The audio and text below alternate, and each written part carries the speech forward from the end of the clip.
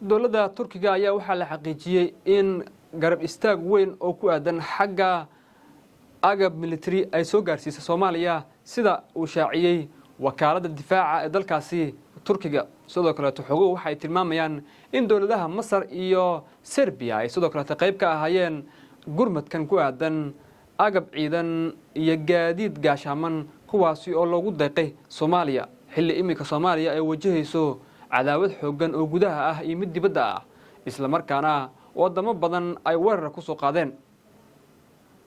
saraakiil u hadlay warbaahinta ayaa waxay xaqiijiyeen in Turkigu uu mar horeba geeyay Soomaaliya hub aad u culus iyo gaadiid gaashaaman iyada oo hubkaasi la siin doono ciidamada gorgor ee sida gaarka loo tababaray ee lagu tababaray dugsiga Turkisom ee ku yaala Soomaaliya. Turkigu ayaa waxa uu sheegay in arintan ay tahay in looga jawaabayo cadaabada xooggan ee arrimaha dibadda uga imaanaya Soomaaliya isla markaana Soomaaliya ay tahay saaxiibka koowaad ee Turkiga isla markaana mar walba ay muhiimadda siinayaan in Soomaaliya la difaaco qarannimadeeda. sidoo kale wadamada Masar iyo Serbia ayaa qudhoodu tallaabo qaaday oo ku aadan in ay agab military ama ciidan ay siiyaan Soomaaliya isla markaana si ay dib ugu xoojiso ciidamadeeda maadaama imika caqabado waaweyn ay ka imaanayaan bariga Afrika maadaama Israil ay aqoonsatay Somaliland taasi oo Soomaaliya ay si weyn uga walaacsan tahay maadaama Somaliland ay ka mid tahay Soomaaliya. sidoo kale waxaa la sheegayaa in wadooyinka ay ku soo jiraan dalal kale oo Soomaaliya ay baaq u dirtay oo ah in gurmad waaweyn la soo gaarsiiyo maadaama imika Soomaaliya ay tahay xilliga ay ugu baahi badan tahay oo ku aadan in la qalabeeyo ciidamada tababaran ee weli qalabka aan la siin ee ku jira xeryaha dawladda. si kastaba ahaatee tallaabooyinkan ayaa waxay imaanayaan xilli Soomaaliya ay wajahayso culeysyo waaweyn oo badankood uga imaanaya dibadda iyadoo ay u sii dheereed tan gudaha ee Al-Shabaab oo deegaano dhowr ah dhawaan kala wareegay ciidanka dawladda. ma la sheegin tirada hubkaasi iyo gaadiidka gaashaaman ee la siiyay dawladda ee saddexdaasi wadan waa Serbia, Masar iyo Turkiga ay ku wareejiyeen Soomaaliya balse ila xog ogaal ah ayaa waxay xaqiijinayaan in ay yihiin kuwa aad u badan isla markaana ay wax ka tari doonto baahida ay qabaan ciidamada dawladda Soomaaliya. sidoo kale Soomaaliya ayaa waxaa si weyn garab weyn uga siiya xagga militariga dawladaha Turkiga iyo Masar walow Masar iyo Serbia ay dhawaan ku soo biireen garabkaasi balse Turkiga ayaa ahaa saaxiibka koowaad ee Soomaaliya walow qudhiisu uu ku bedelanayo arrimahaasi dheefyo kale oo ku aadan in gacanta loo geliyo arrimaha ku aadan shidaalka iyo dayax gacmeed la sheegay in uu ka dhisayo deegaanada dhaca xeebta ee koonfurta Soomaaliya. Heartedly, with respect, longing and affection.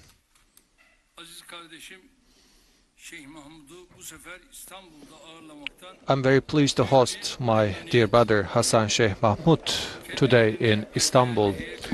Once again, I would like to say welcome to him and the valuable members of the delegation before all of you. Our relations are developing in every field with Somalia, and this is thanks to our strong historical, cultural and social relations. In 2026, we will be marking the 60th year anniversary of the establishment of our diplomatic relations with Somalia. Hopefully, on this solid ground, we will be furthering our relations and we will be contributing to the peace, safety, security and stability of Somalia. In 2011, during my term as Prime Minister, Somalia was fighting against the drought, and in 2011 I paid an official visit to Somalia, and after that visit, we initiated a comprehensive aid program. In a time where all the world has lost its hope on Somalia, Turkey extended a helping hand to Somalia, and this contributed to developing our brotherly relations with the country in question. And after that time onwards, Somalia has realized such a unique development. Despite all the sabotage attempts by those who didn't want Somalia to develop, an important improvement has taken place in the field of security in Somalia. Throughout this process, we continue to extend our supporting hand to Somalia in its fight against the terrorism. In Turksom Military Training Center, we gave trainings to the Somalian National Army, and we also provided the weaponry support, and we have shown to everyone that we are standing with Somalia in its fight against the terrorism.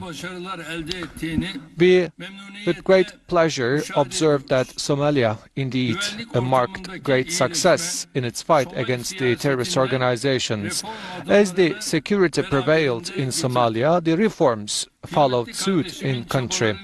Thanks to the efforts and endeavors of my dear brother, on 25th of December, in the capital, Mogadishu, in Benadir administrative region, the local elections have been carried out after such a long time. I hope and pray that the election results would be auspicious for the people of Somalia. Distinguished members of the press, in the field of energy, we have developing relations with Somalia. Oruç Reis seismic exploration ship carried out an exploration activity which lasted 9 months. The exploration activities have been carried out in an area of 4,465 square nautical miles, and this was something new in the history of our republic. And we are planning to initiate the drilling activities as of next year in 2026, and hopefully those activities will contribute remarkably to the welfare and the prosperity of the people of Somalia. And I would like to follow the I would like to state the following good news with the Turkish people and the Somalian people. As the Republic of Turkey, we have commissioned 2 new drilling ships into our inventory, and their names are identified as Çağrı Bey and Yıldırım, and this drilling ship will carry out the exploration activities in the Somalian waters, and the other one will carry out the drilling activities in the Black Sea region. With the commissioning of those 2 ships, Turkey became the 4th greatest navy in the world. I hope and pray that those news would be auspicious for our countries. On the other hand, in the field of fisheries, we have undersigned an important agreement with Somalia, and hopefully our cooperation with Somalia will gain an additional dimension. Thanks to this agreement, we will contribute to the development of the technical capacity of Somalia, and we will be fighting against the illegal fishing in the Somalian waters. At the same time, we will be realizing a very important cooperation in the field of space aviation. Thanks to the agreement that we have undersigned, we are hoping and planning to establish a spaceport in Somalia. This project will be comprised of 3 phases, and as the first phase is completed, the Turkish Space Agency will initiate the necessary construction activities in the region. And thanks to this project, an important infrastructure in the field of space aviation technologies and the launching technologies will be constructed in Somalia. Starting with Turkish Cooperation and Coordination Agency, Turkish Red Crescent, and other Turkish non-governmental organizations, we will continue to support Somalia. Distinguished members of the press, Under any conditions, the territorial integrity and the unity of Somalia should be protected. This is a priority for every one of us. The recognition by Israel of the Somalia Rendi is illegitimate and it cannot be accepted. The Netanyahu government, who shed the blood of 70,000 of our Palestinian brothers and sisters, continued its attacks to many countries in the region like Syria, Yemen, and also Qatar and Libya. And Israel right now tries to drag the African Horn into chaos and instability. The countries of the region, like Egypt, Yemen, the Organization of Islamic Cooperation, indeed rejected the decision adopted by Israel. The USA President, Mr. Trump, indeed gave his first statement about this matter, which has been quite meaningful. And as Mr. Trump assumed office, he advocated the global peace vision, which we had advocated as well. All those statements underlining the importance of the territorial integrity and the unity of Somalia is really important, because after all, we are after a principled foreign policy stance. So any step which would not contribute to the resolution would deepen the problem and aggravate the problem even further. So all those decisions adopted about the future of the Somaliland should reflect the will of the people of Somalia. During this process, of course, we will continue to support the territorial integrity and the unity of Somalia in a committed fashion, and we will stand by the people of Somalia. And hopefully our brothers and sisters in Somalia will act in the spirit of national consensus and national solidarity. So with those thoughts in my mind, I hope and pray that our meetings would be auspicious, and without further ado, I would like to yield the floor to my dear brother, Mr. Sheikh Mahmoud.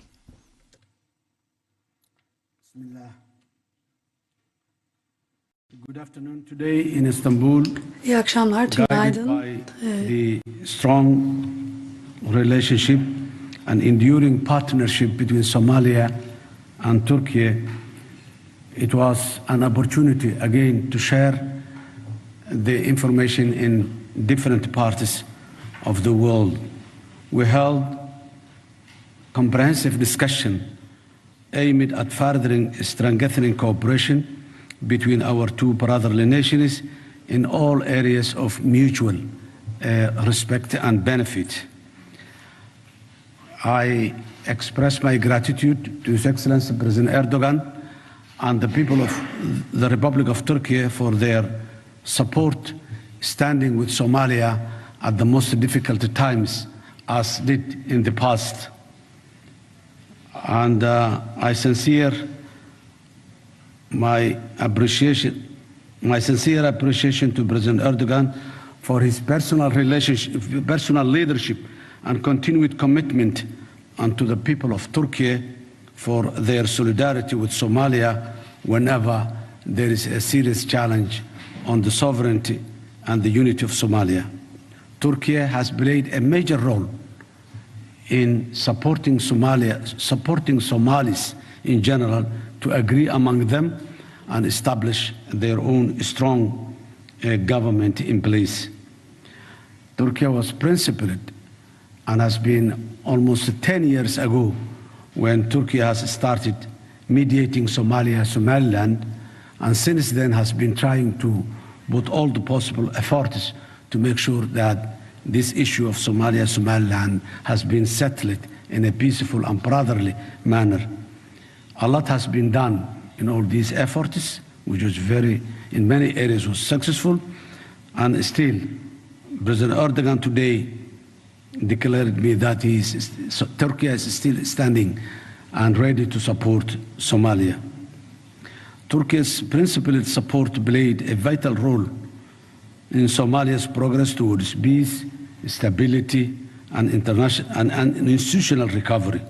We also extend our thanks to our partner countries, as well as regional and international institutions, for taking a firm stand against the violation committed by the State of Israel on 26 December this year. In our discussion today, we strongly rejected Prime Minister Netanyahu's illegal aggression in recognizing part of Somalia's northern regions as an independent state. This aggression and the blatant meddling constitute a clear violation of the international law, the Charter of the United Nations, the Constitutive Act of the African Union, and all established diplomatic norms. It sets a dangerous precedent and runs directly contrary to the principle of sovereignty, territorial integrity, and non-interference that underpin in all international systems. Such actions are creating conditions that embolden violent extremist groups who thrive on narratives of external interference, which now Israel has blatantly taken place. The result is cascading insecurity for Somalia and the wider region of the Horn of Africa, already strained by armed violent extremism, humanitarian pressures, and political fragility, a region where in recent decades stability was a very expensive commodity.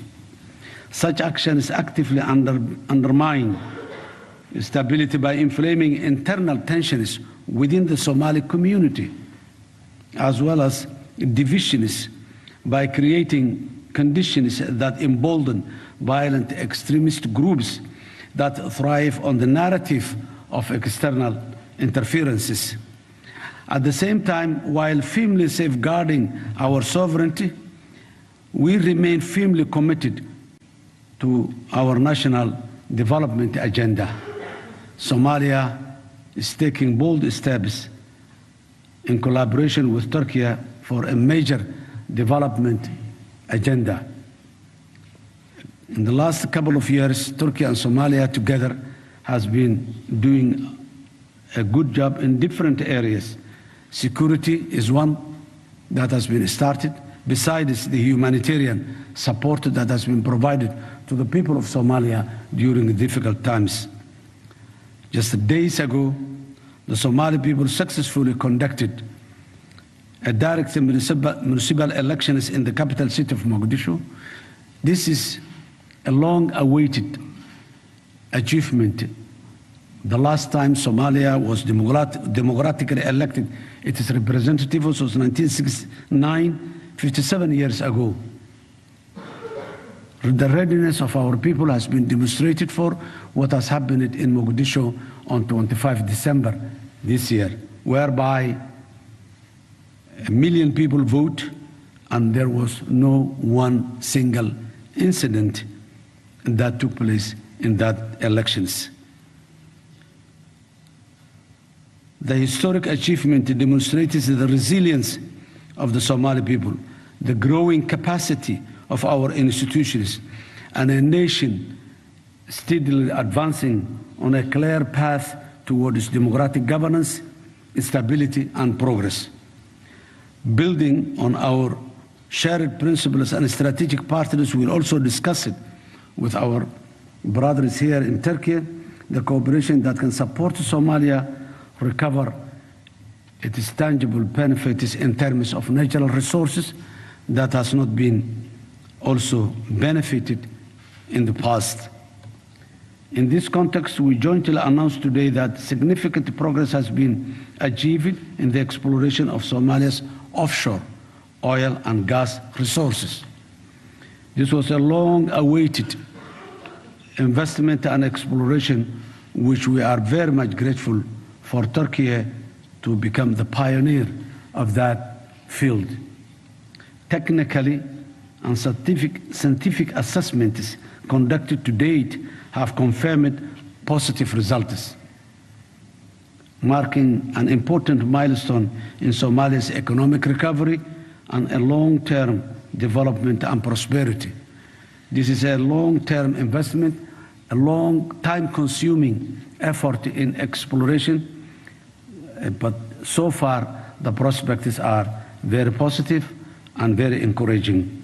Based on these findings, preparations are now underway to proceed to the next phase of drilling operations.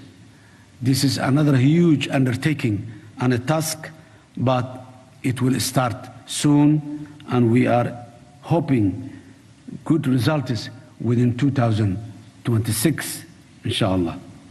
Offshore drilling activities will commence, and exploration and drilling vessels will make their way toward the Somalia's maritime areas along the country's coastline.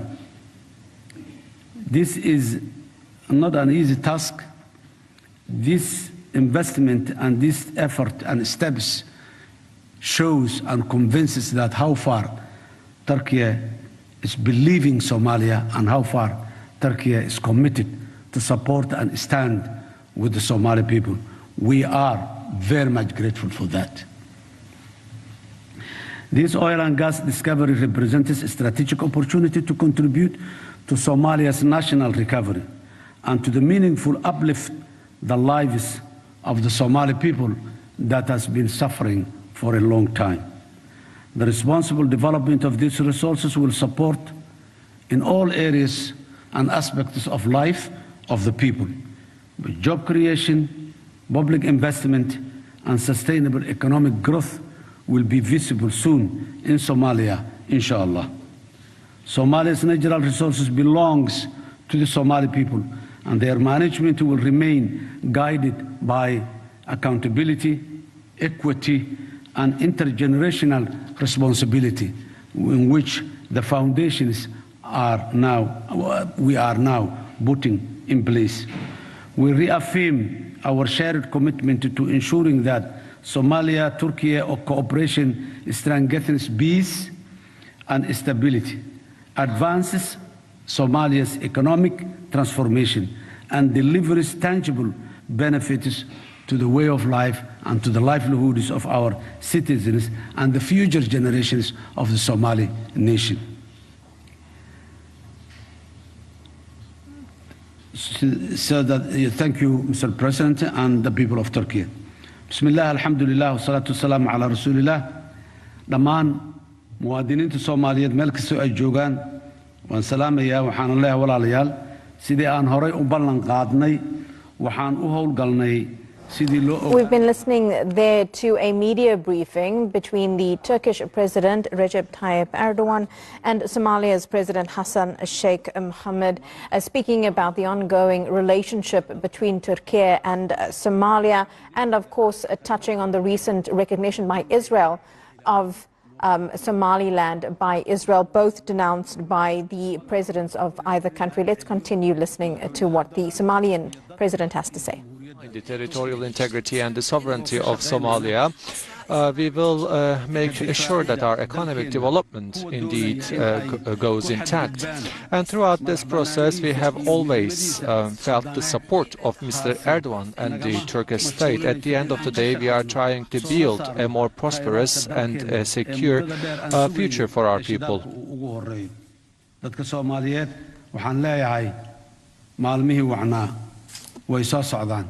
وين سودويهين إن شاء الله. آدي هذا وما سنتين والسلام عليكم ورحمة الله وبركاته. شكرا مع عبد السلام.